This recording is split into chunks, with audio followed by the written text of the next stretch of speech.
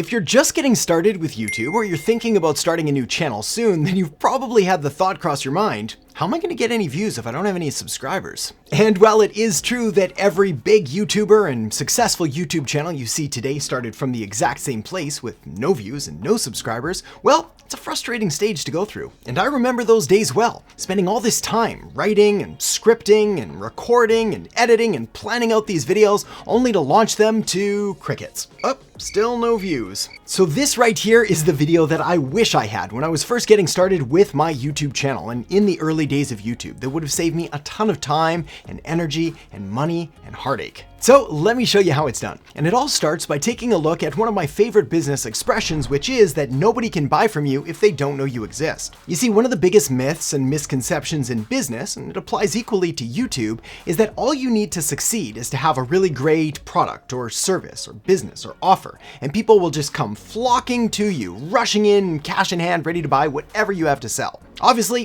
it doesn't work this way. You see, fair or not, it's not the best businesses that win. Rather, it's the businesses with the best marketing. And this same concept applies over to YouTube. So yes, of course, you do need to create good videos. You do need to make sure that they're engaging and well thought out and well planned and all of that. But you also need to make sure to wrap them in the right packaging by doing all of the marketing that also has to be a very big part of the overall equation. You see, competition is simply too high for you to just go out there, try to make good videos and hope that everything falls into place. You want to take a little bit more control of this. You want to have a little more agency in yourself and in your videos by making sure that you're following all of the steps that I'm going to be showing you here. Now, if you're just getting started with your channel and you don't yet have very many subscribers or none at all, then by far the best way to get those initial views on your videos is going to be to leverage other audiences and other networks and relationships that you have on other channels or across other mediums. For example, if you already have a business that, say, has an email list, well then obviously you're going to want to email them when you release a new video. But if you don't have an email list and maybe you just have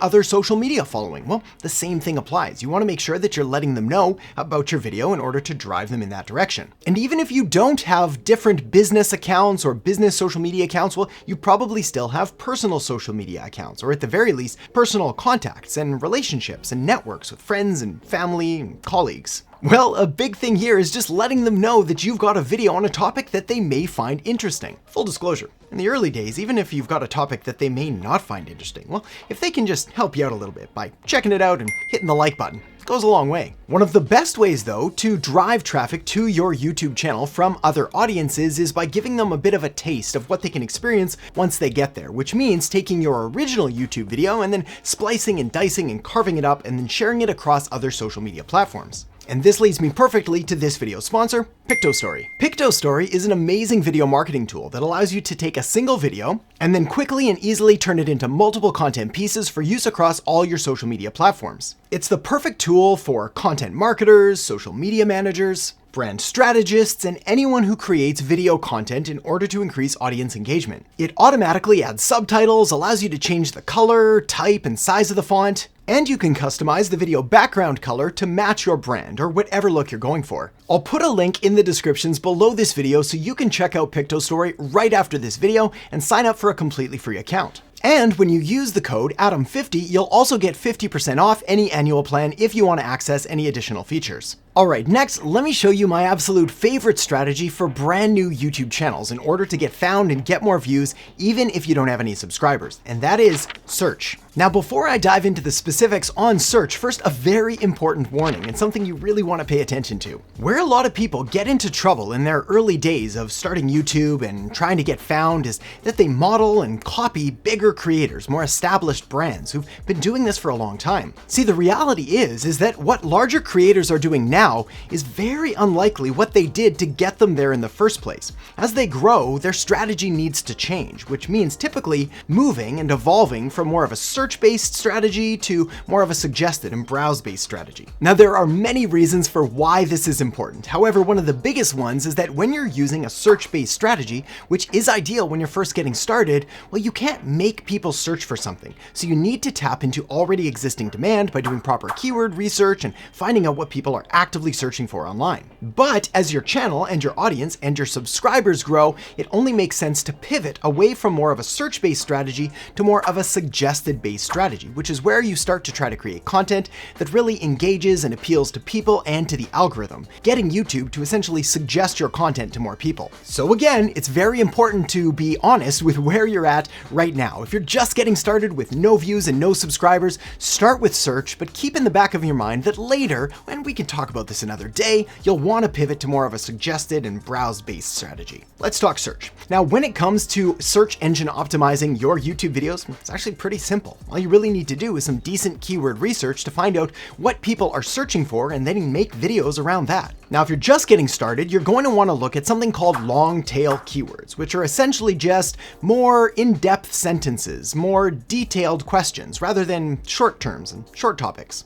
On the topic of marketing, rather than making a video called Marketing, you'd want to make a video on marketing strategies for service-based business, or marketing strategies for online service-based business, or the top marketing strategies for online service-based businesses who sell clothing. I guess clothing isn't a service, but you get the picture. Now, there are a number of different ways in order to do keyword research, including great free tools like simply going to Google and seeing what pops up when you search for your term, as well as different YouTube plugins, some free, some paid, such as TubeBuddy and vidIQ. So with that out of the way, the next question then is, what can you do once you've got your search engine optimized video, it's out there, it's getting some views? Well, how do you increase things even further? And that leads me to my next point, which is all about you really want to engage with your community and with the comments that you get. Here's the deal. When you're first getting started, you've got a couple different advantages that some of the larger creators don't have. Namely the fact that simply because you're getting less views and less subscribers and therefore less comments, well, it gives you even more opportunity to dive deep into the comment section, to really engage with your community and to start building and creating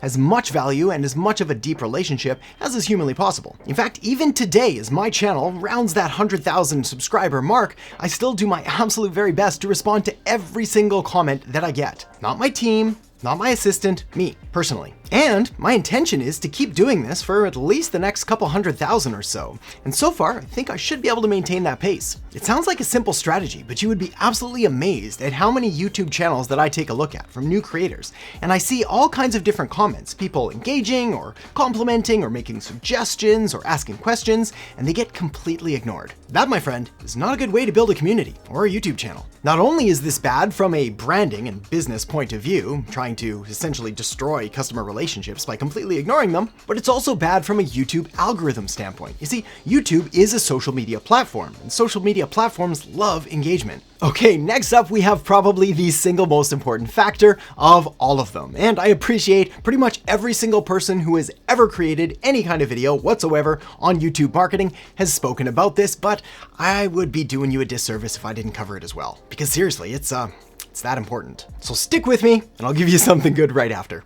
The word I'm talking about today is consistency. Yep, that's right, good old-fashioned boring consistency. Just putting in the time, putting in the reps, doing the work, and cranking out those videos. You see, for every YouTube hack and YouTube trick and YouTube algorithm secret and everything that's out there, the reality is that it often comes down to very simple math. If right now you're producing, say, one video a month and you're growing at, I don't know, say 10 subscribers a month, well, you could essentially double that by making 2 videos a month. And if you're doing 1 video a week, well, again, you could probably double your growth by doing 2 videos a week. If you're doing 2 videos a week, you could do 4 videos a week. The point is, up until around the point of a minimum 1 video a week and probably around 2 to 3 videos a week, depending on what market, business, or industry you're in, you're going to experience some pretty exponential gains before you start ever approaching the realm of diminishing returns, where additional effort isn't going to necessarily equate to more subscribers and more views. That threshold is different for every market and every kind of niche here on YouTube, but the reality is there seems to be a pretty agreed upon standard of 1 video a week at minimum, and 3 videos a week is kind of an ideal range. This is a perfect example to look at what I do and not just what I say, and you'll see that I'm pretty consistent with a 3 video a week posting schedule. Also, while we're talking about consistency, I'd like to introduce you to a concept that I call 30 bad videos.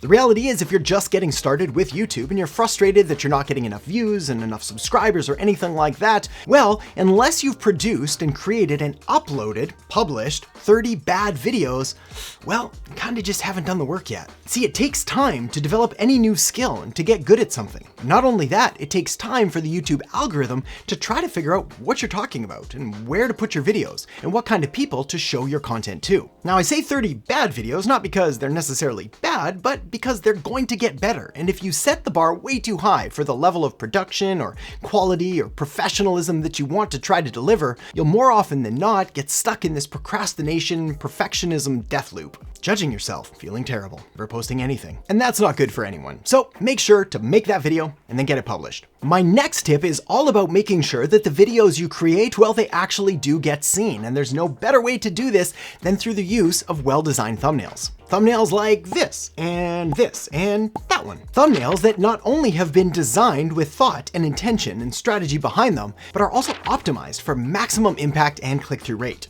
See, here's what's interesting about YouTube thumbnail design, is that often when we look at things like graphic design and design of pretty much any kind, it's very subjective. What one person thinks look good may be completely ugly to someone else. But when it comes to YouTube, the data doesn't lie. And this is why most of the top creators spend an insane amount of time on their thumbnail design. They're not always trying to create the prettiest or the most well-designed thumbnail. Rather, they're trying to create the thumbnail with the most impact that says what the viewer is going to get and gets that click. Because again, you could have the best video in the entire world, but if no one clicks it, no one's ever gonna know. So take a look at what others in your industry and also outside of your industry are doing when it comes to thumbnail design. And really think about both the title and the topic of your video, as well as what that thumbnail is going to look like. How can you design it in order to intrigue someone to actually click it so they'll watch your video? By far, my best tip though, if you really want to get more subscribers, get more views, and grow your YouTube channel, is to really spend some time understanding marketing and the principles and the fundamentals behind it, because this is really what's going to enable you to take your channel to the next level. So with all that said, make sure to check out Picto's story in the description below this video. And for more marketing strategies and tips to help you grow your channel, make sure to check out the video I've got linked up right here on digital marketing. So check it out now, and I'll see you in the next video. All right, the next thing that'll really help you become a better digital marketer is to understand the differences between strategy and tactics and when to use them. Strategy is all the big picture stuff, and this is really where you want to focus your efforts first.